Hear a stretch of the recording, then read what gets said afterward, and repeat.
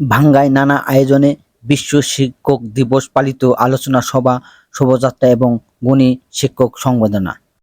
ফরিদপুরে ভাঙ্গায় বিশ্ব শিক্ষক দিবস 2024 উদযাপন উপলক্ষে আলোচনা সভা, শোভাযাত্রা এবং গুণী শিক্ষক সংবর্ধনা অনুষ্ঠিত হয়েছে।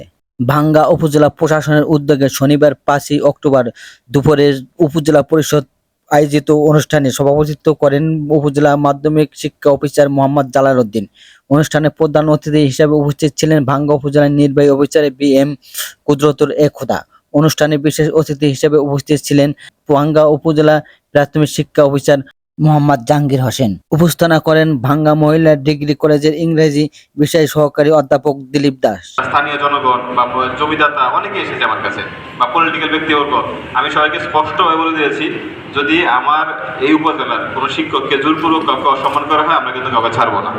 দল মত নির্বিশেষে আমরা কাউকে কোনোভাবে ছাড় দিব না। যদি কারো কোনো আপত্তি থাকে, কারোর সাথে অন্যায় হয়ে থাকে, আমার কাছে আসবেন। আমরা সরকারের আইন অনুযায়ী